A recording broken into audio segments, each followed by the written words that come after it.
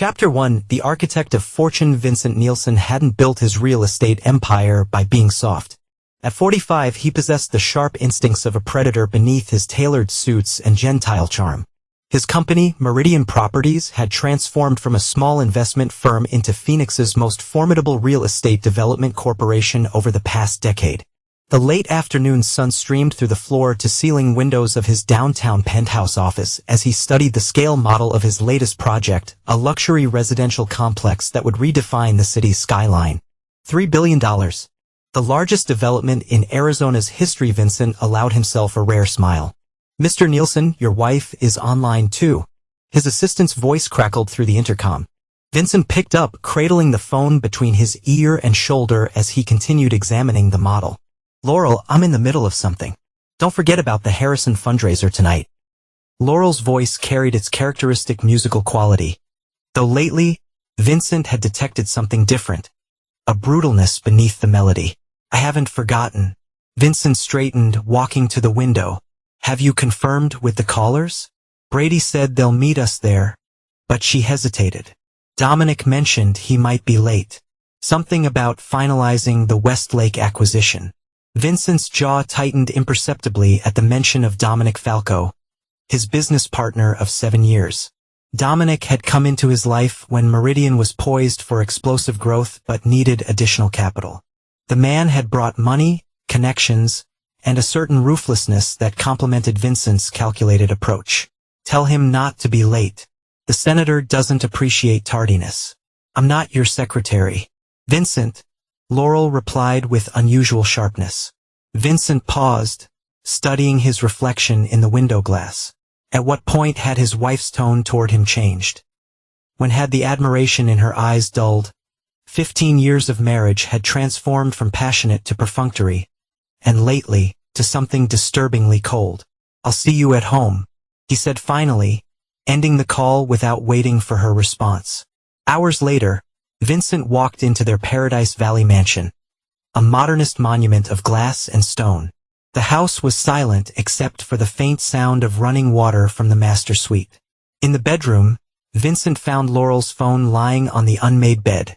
He rarely invaded her privacy, not out of respect, but because he'd never felt the need.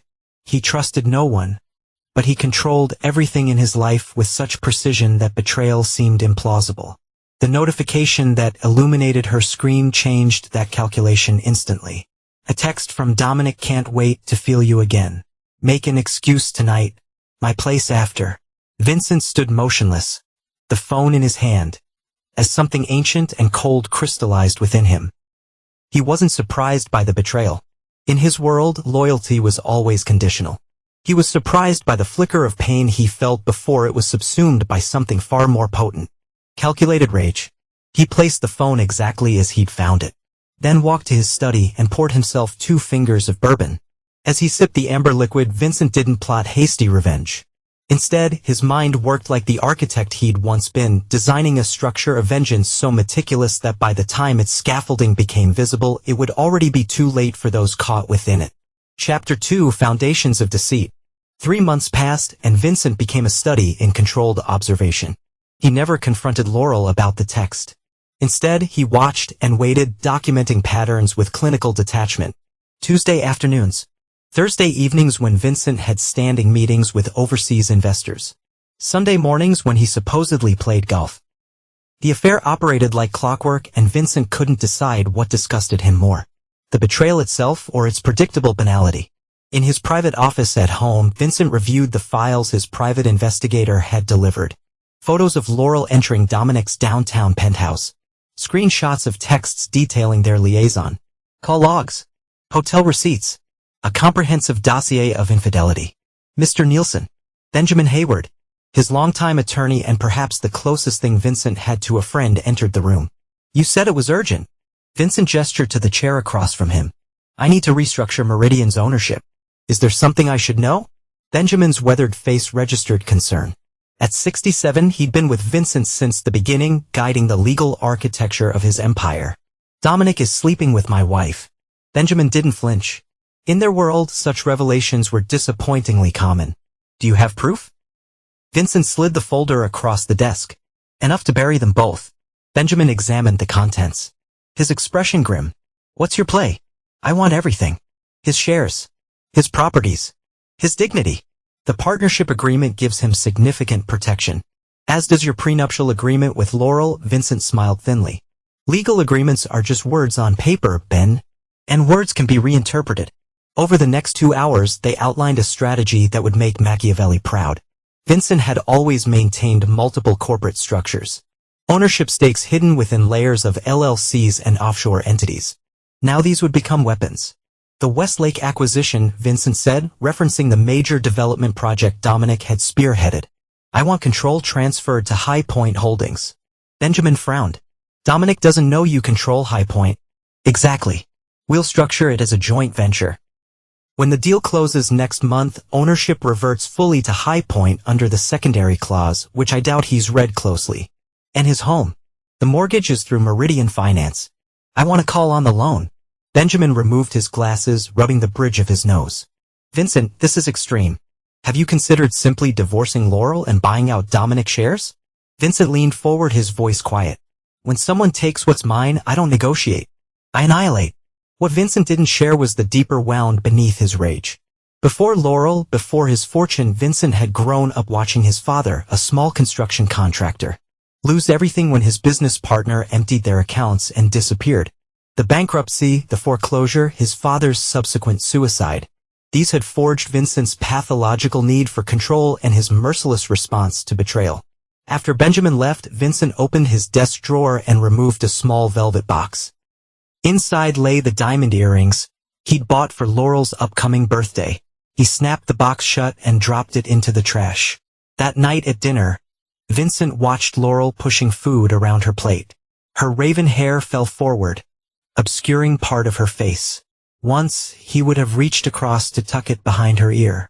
Now, he simply observed the stranger's wife had become. The Westlake closing is next month, Vincent said casually. Dominic seems confident we'll double our investment within 2 years. Laurel looked up, her fork pausing midair. That's good news.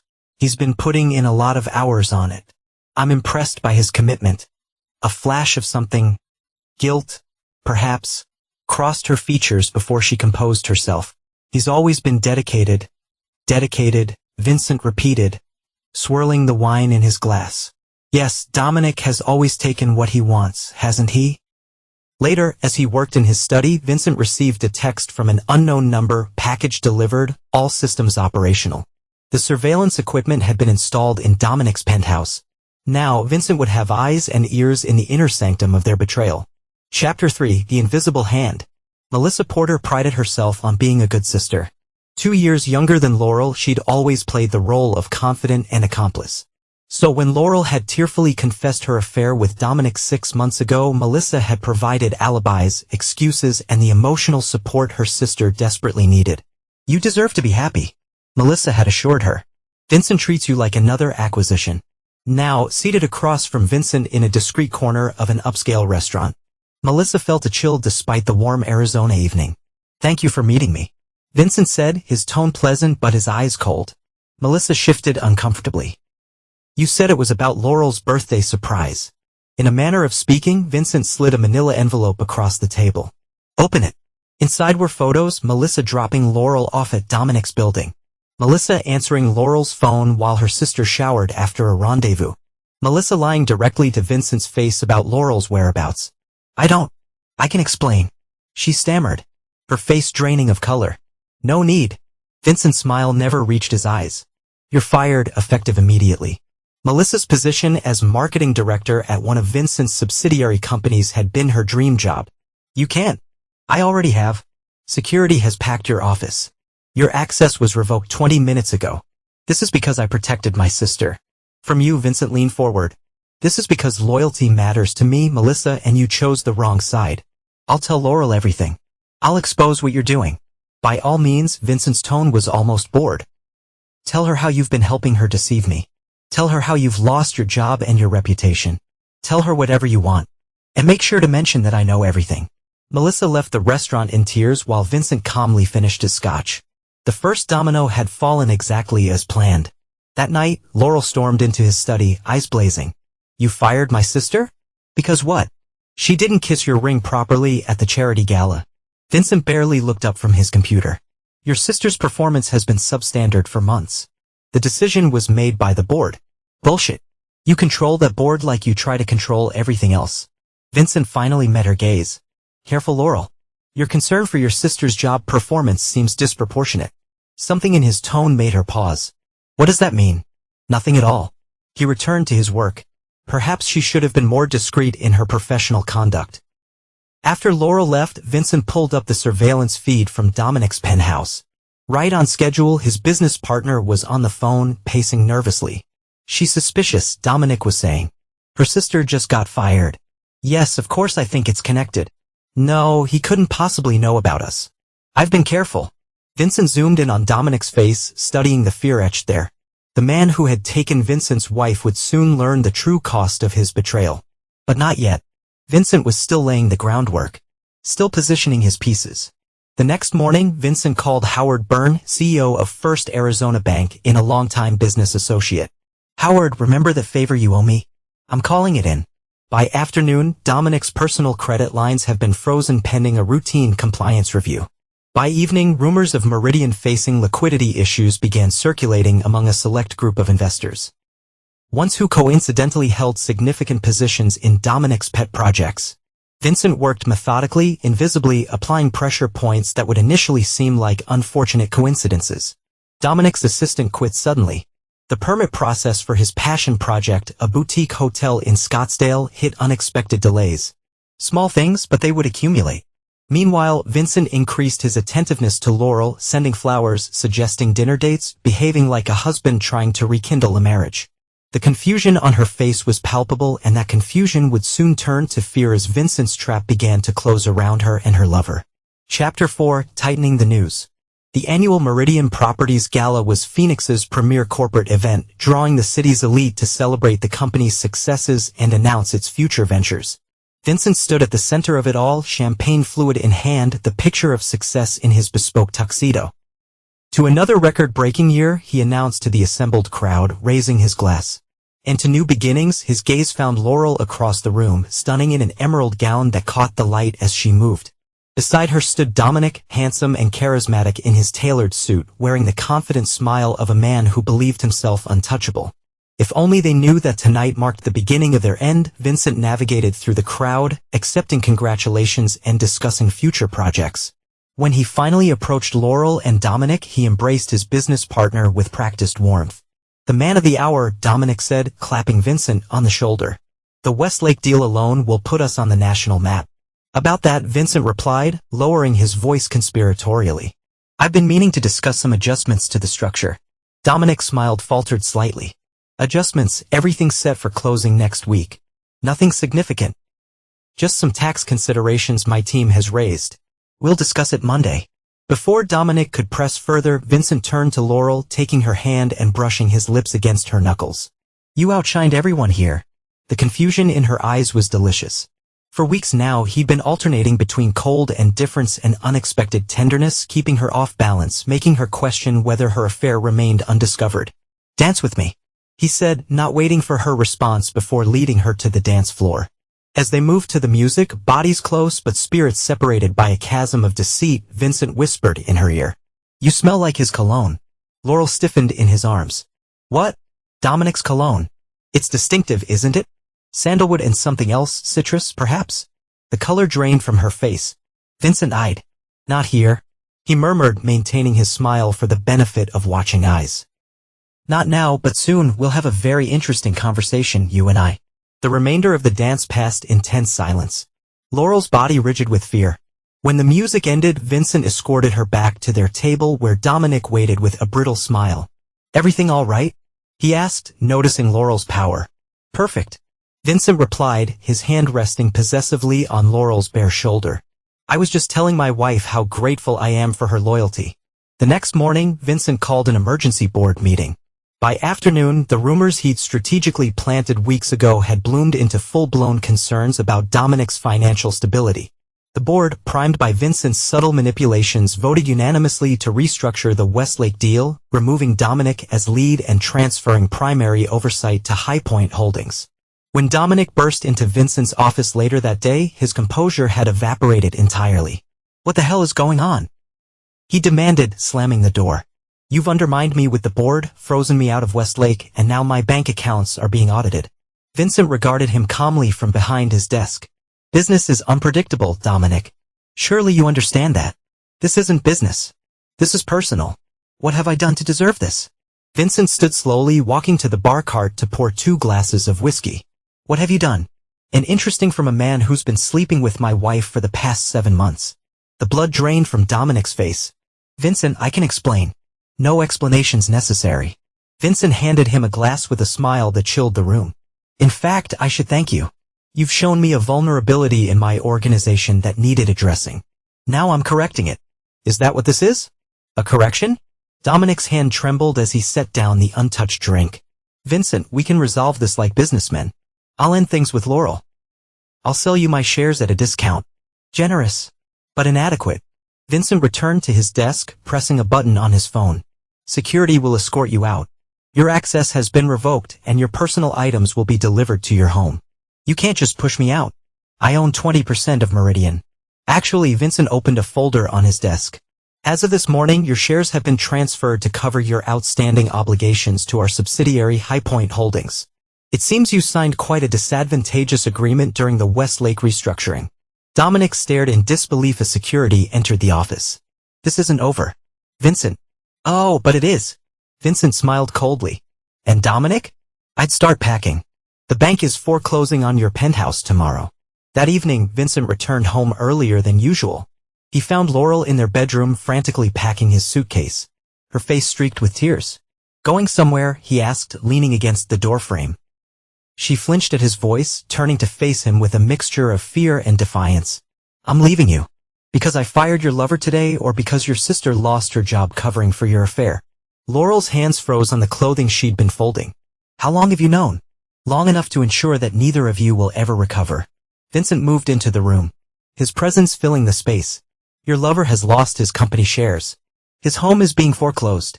And his reputation in this city is finished." "You're a monster," she whispered.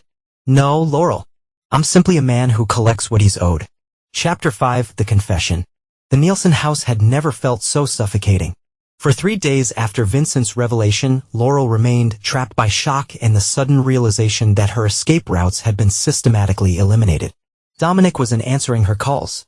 Melissa was unreachable, having apparently left town. And her own bank accounts, joint with Vincent, had been restricted to nominal withdrawals. Vincent continued his routine, leaving for work each morning and returning each evening as if nothing had changed. He spoke to her with cold civility, watching her deterioration with detached interest. On the 4th night, Laurel found herself in their kitchen at midnight. A glass of wine in one hand and her phone in the other, staring at Dominic's unanswered texts. The sound of Vincent's footsteps made her look up. He stood in the doorway, dressed in silk pajama bottoms and nothing else. His physique a reminder of the power that had once attracted her to him. "Can't sleep?" he asked, moving to pour himself a glass of water. "How can you act like this is normal?" Her voice cracked. "Like we're just having a rough patch." Vincent leaned against the counter, studying her. "What would you prefer? That I rage, break things, beg you to love me again? I want you to feel something." Laurel slammed her glass down. "Anything human. I feel plenty." He replied calmly. "Disappointment. Disgust. A profound desire to see justice served." "Justice?" She laughed bitterly. "You've destroyed lives out of wounded pride." Vincent moved closer, his presence overwhelming in the confined space. "You misunderstand. This isn't about pride. It's about consequences. Actions have them. Yours, Dominic's, Melissa's. All of you made choices knowing the risks. I never meant to hurt you." She whispered. "Another lie." He shook his head. "You meant exactly that. The affair was your rebellion against everything I represent." The truth of his words struck her like a physical blow.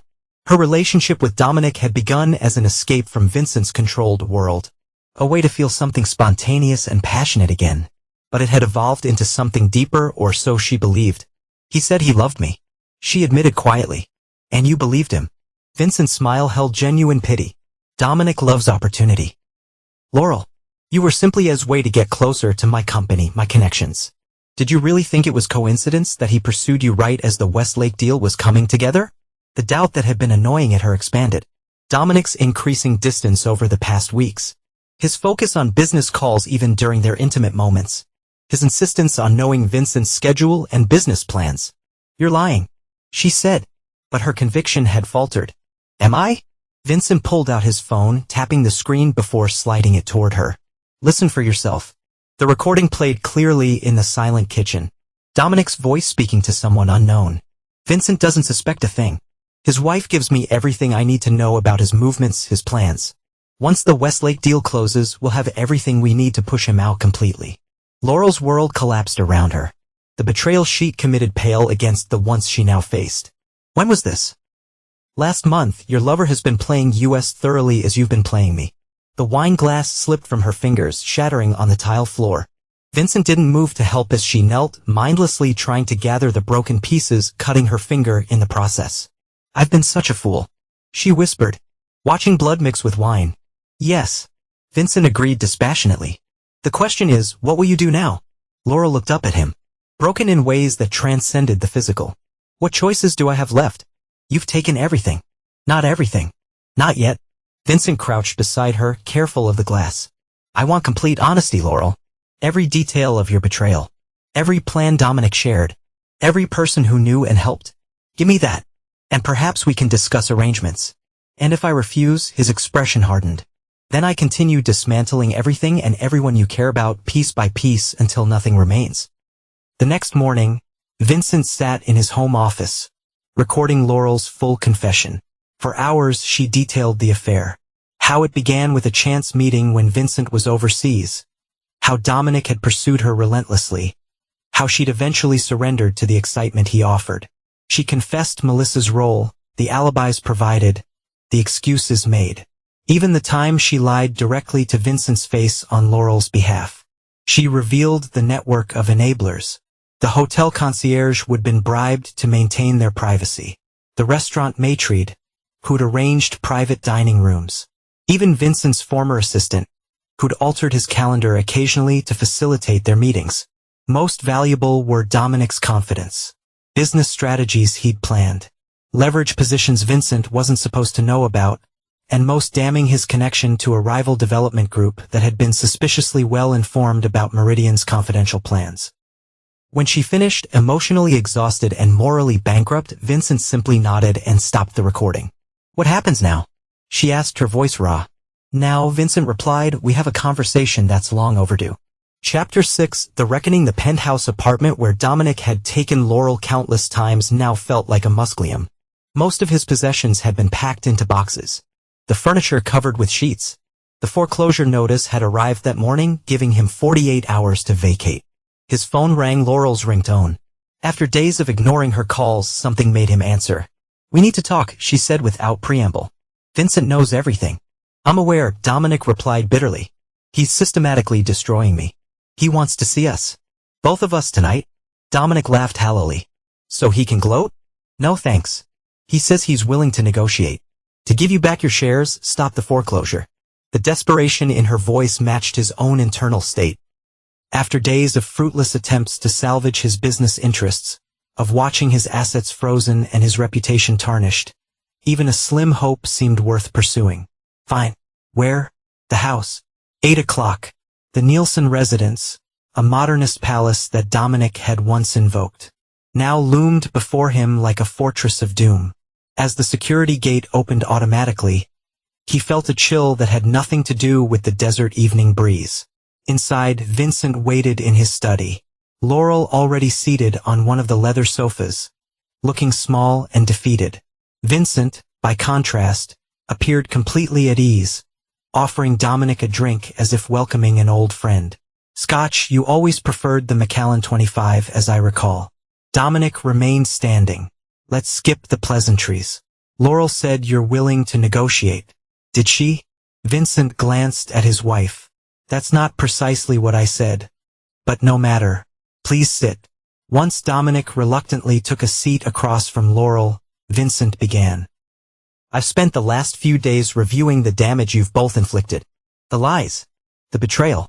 The attempted corporate espionage. Yes, Dominic. I know about your meetings with Apex Development."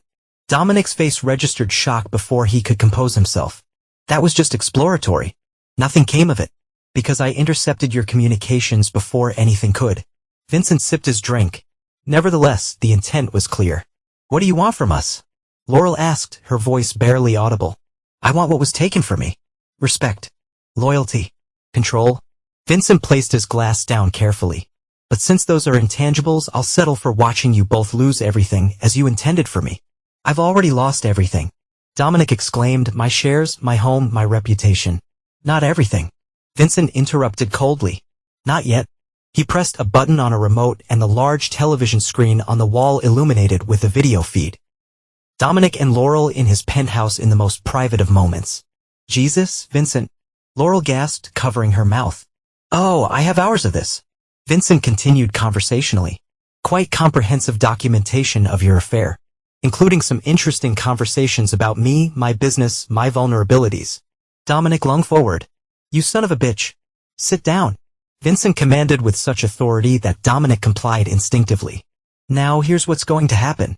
Laurel has already provided a complete confession implicating everyone involved in your little conspiracy. You. Dominic will do the same. And if I refuse, then this footage goes to every board member, investor, and business associate you have left, along with evidence of your attempted corporate espionage, which I remind you is actually illegal. Dominic's face contorted with rage and desperation. What do you want me to say? Everything. Every detail. Every plan. Every accomplice. For the next hour, Vincent recorded Dominic's confession, occasionally prompting with questions that revealed the depth of his knowledge about their schemes. When Dominic finally fell silent, emotionally drained, Vincent nodded in satisfaction. And now, he said quietly, the moment you've both been waiting for. Vincent, Laurel began, a pleading note in her voice. My wife said I've been sleeping with your business partner for months. It's liberating to finally tell you. Vincent's voice took on a theatrical quality. I replied, I know, go on. Tell me more. She said, why aren't you angry? Finally, I said, because your lover doesn't know his company now belongs to me. His house is foreclosed and your sister who covered for you is now jobless. A heavy silence fell over the room. Dominic stared at Vincent with a mixture of hatred and fear while Laurel seemed to collapse in on herself. That's it. Dominic finally asked, you brought us here for this performance? No, Vincent replied, standing. I brought you here to witness the beginning of the end. Tomorrow, both of your confessions will be delivered to select individuals. By week's end, everyone in our circle will know exactly what you've done and to whom. You'll destroy yourself in the process, Dominic warned.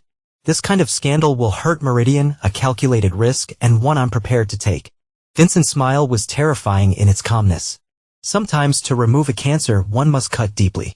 As security escorted Dominic from the property, Vincent turned to Laurel.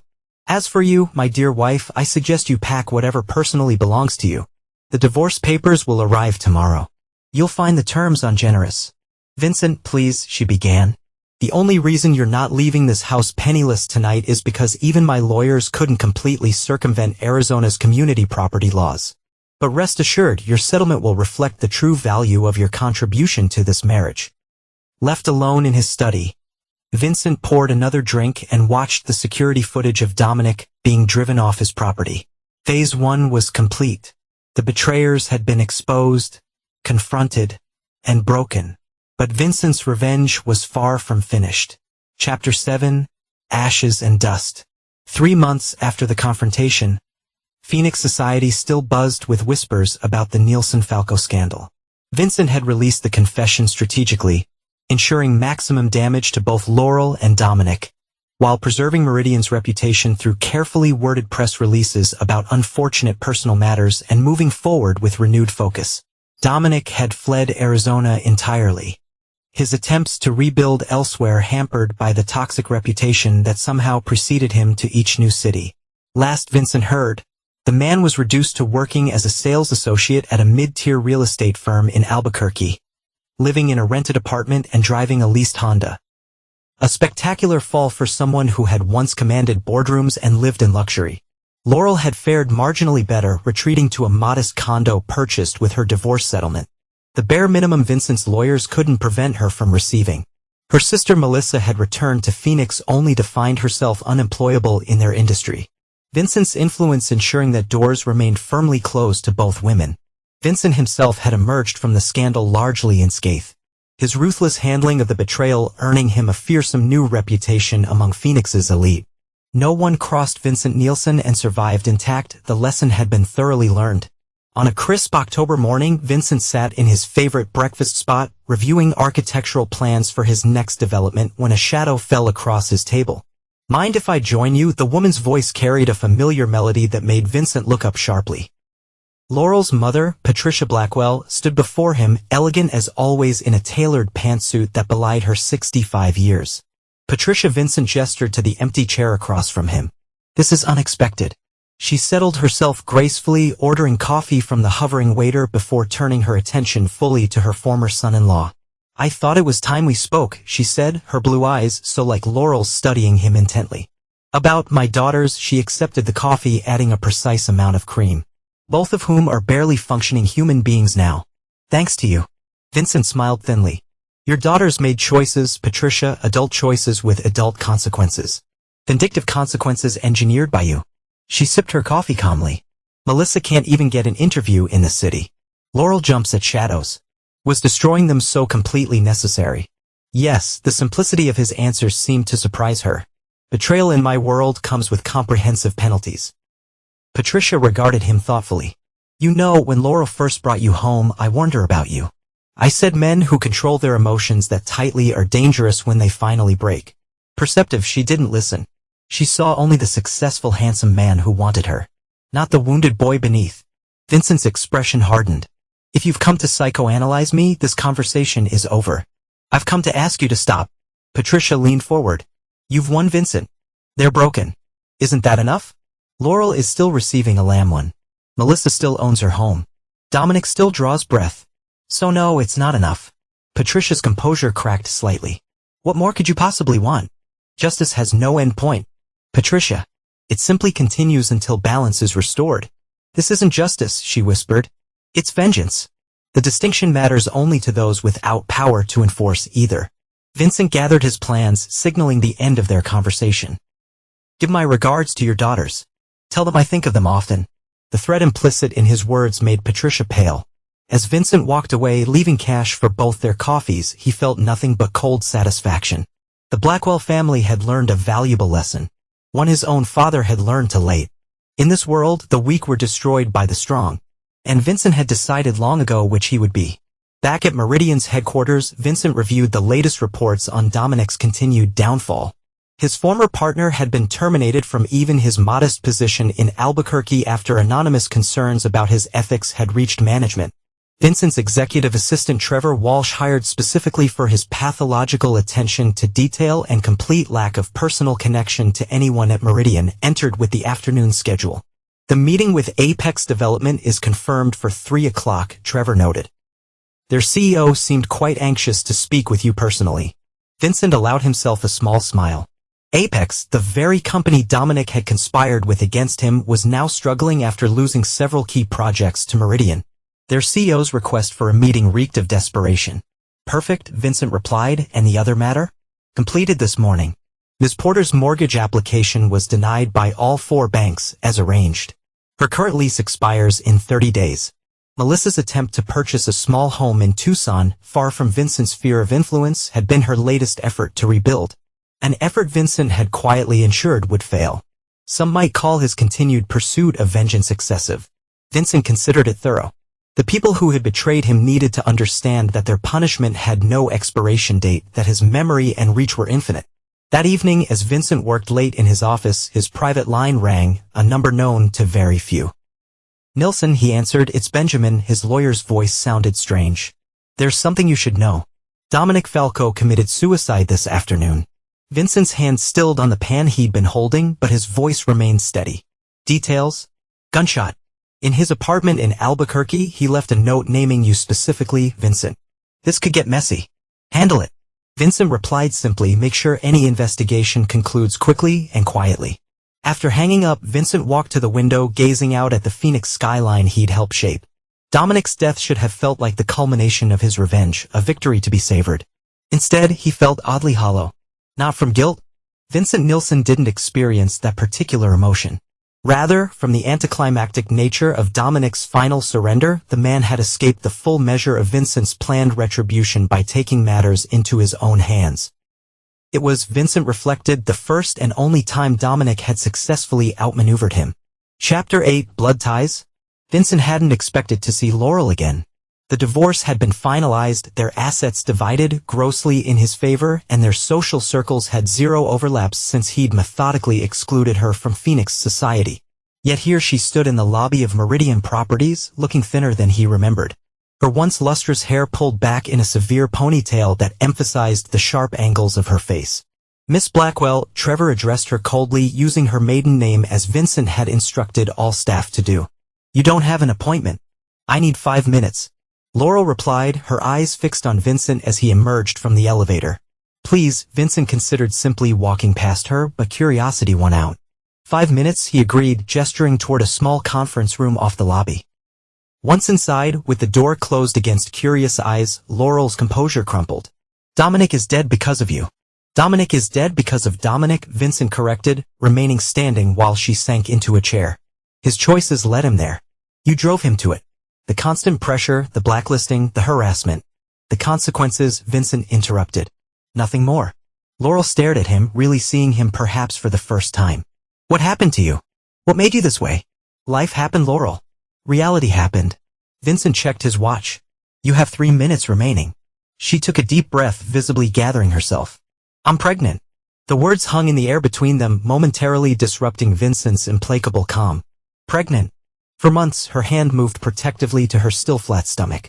It's Dominic's. Vincent processed this unexpected development with rapid calculations. And you're telling me this because I have nothing left, she admitted, her voice breaking. My reputation is destroyed. My savings are nearly gone. My family can barely support themselves. Let alone help me. I can't raise this child alone. You want money. Vincent's voice was flat. I want peace. Laurel corrected. For this child, for me, for what's left of my family. Name your price, Vincent. What will it take for you to end this vendetta? Vincent studied her. This broken version of the woman he'd once desired enough to marry. Her pregnancy complicated matters. Introducing an innocent party into the equation. One who carried Dominic's blood but bore no responsibility for his sins. The child changes nothing. He said finally. Your suffering is the consequence of your choices, not my vindictiveness. Then why continue pursuing Melissa? Why block my mother's business loan last month? Why have Dominic fired from a job that posed no threat to you? Because examples must be made. Because betrayal demanded complete retribution. Because Vincent Niels never left enemies with the capacity to rise again. You have 1 minute left, he said instead of answering. Laurel stood, dignity reasserting itself through her desperation. Then I'll use it to tell you this. I'm having this baby. And someday when they're old enough to understand, I'll tell them exactly who their father was and exactly who destroyed him. I'll tell them about the great Vincent Nielsen who built an empire but couldn't bear a personal slide without scorching the earth in response. Threats don't become you, Laurel. It's not a threat. It's a promise. Her eyes held his steadily. You may control everything else, but you can't control what I teach Dominic's child about you.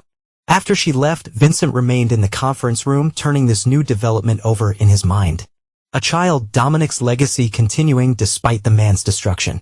The notion disturbed him in ways he hadn't anticipated.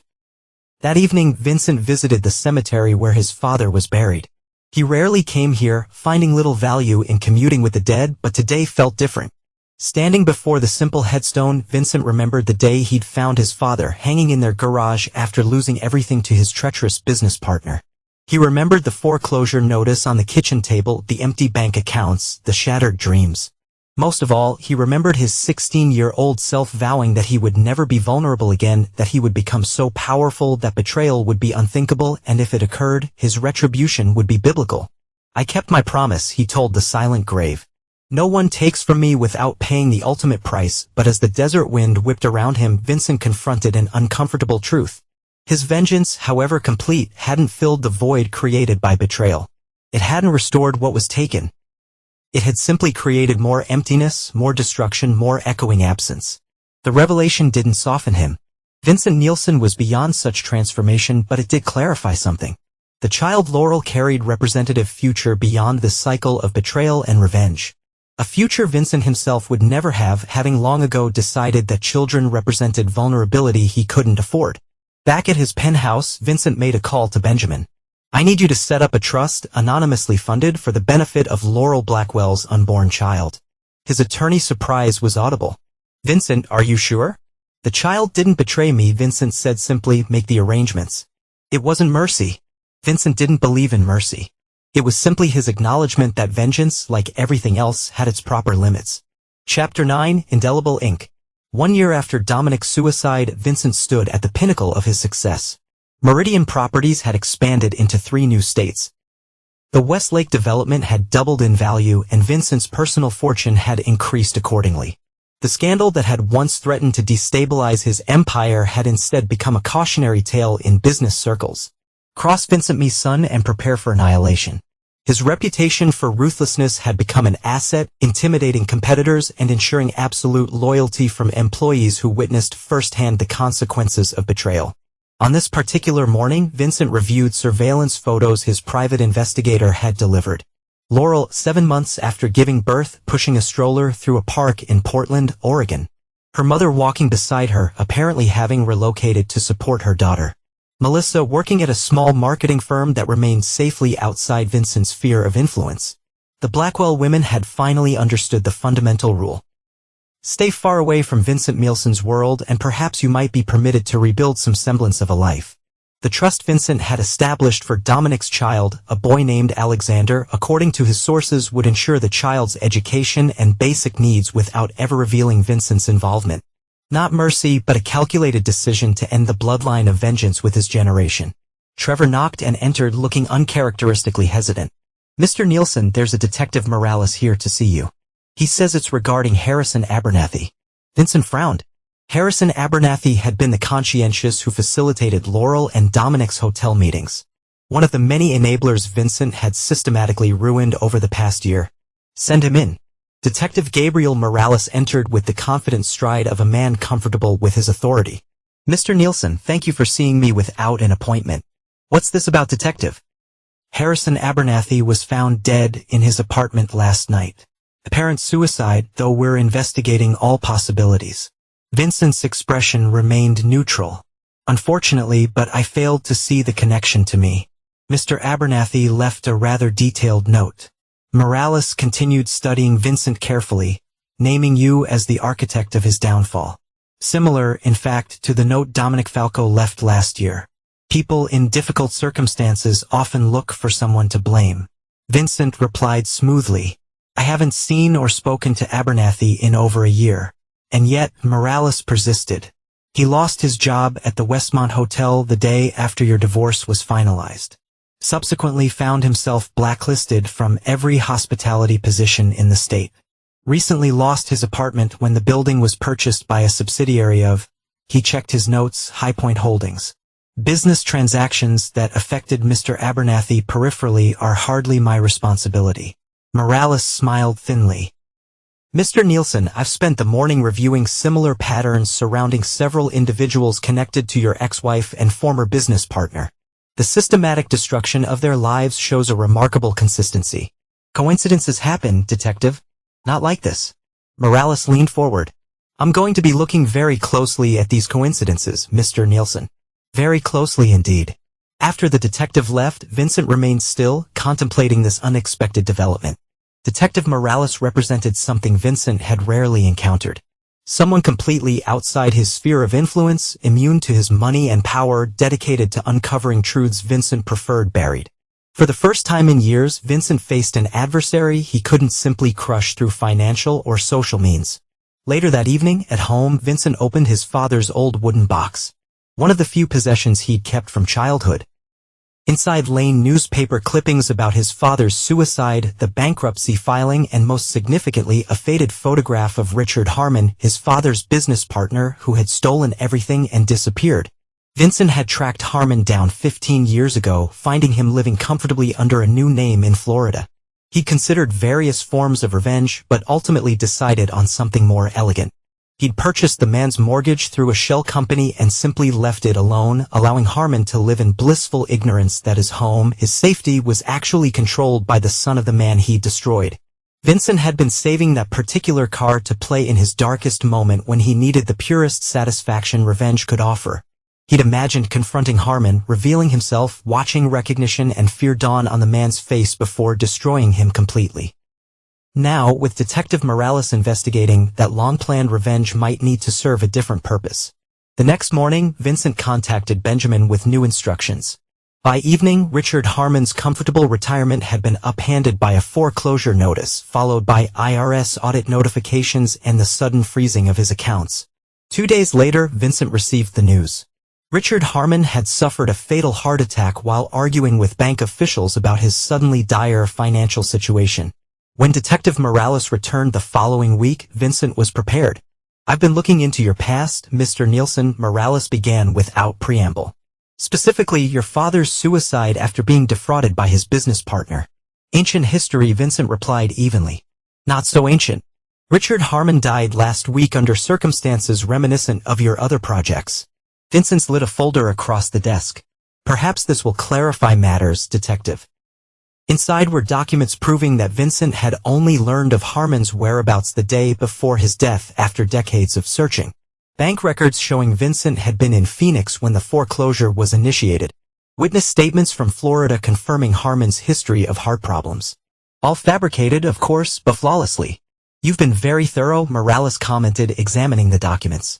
"I've been very wrongly accused," Vincent corrected. "My father's suicide shaped my life, Detective. Finding Harmon was a mission I pursued for decades. The timing of his death robbed me of closure, not provided it. It was the perfect deflection. Using a truth, his father's suicide, to cover a lie, his innocence in Harmon's death. The emotional resonance made the deception impenetrable. Morales eventually left, suspicions intact, but evidence lacking. Vincent had successfully muddied the waters, creating enough reasonable doubt to protect himself from legal consequences. In the months that followed, Vincent gradually scaled back his active pursuit of those who had betrayed him. Not from any newfound mercy, but from pragmatic recognition that Detective Morales represented a variable he couldn't fully control. The trust for Dominic's son remained in place, a silent acknowledgement that vengeance had natural boundaries. Laurel and her family were permitted to rebuild their lives in distant Oregon, provided they never returned to Phoenix or spoke publicly about Vincent. As for Vincent himself, he continued building his empire, colder and more isolated than ever. The betrayal had confirmed his fundamental belief. Trust was for fools, love was for the weak, and power alone ensured survival. On the 5th anniversary of Dominic's death, Vincent stood in his penthouse office watching the sun set over Phoenix. His revenge had been comprehensive, his enemies destroyed or neutralized, his power greater than ever. Yet the hollowness remained. The space where connection might have existed, where forgiveness might have offered a different kind of peace. Vincent acknowledged this absence dispassionately, not as a flaw but simply as the cost of absolute control. He raised his glass to the darkening sky, a toast to lessons learned and prices paid. The Nielsen doctrine remained unchanged and unforgiving: betray me and I will destroy not just you but everything and everyone you hold dear, not from passion or pain, but from principle. In the end, Vincent Nielsen had become exactly what life had taught him to be, a man who could not be betrayed twice because he never, ever forgot and never, ever forgave.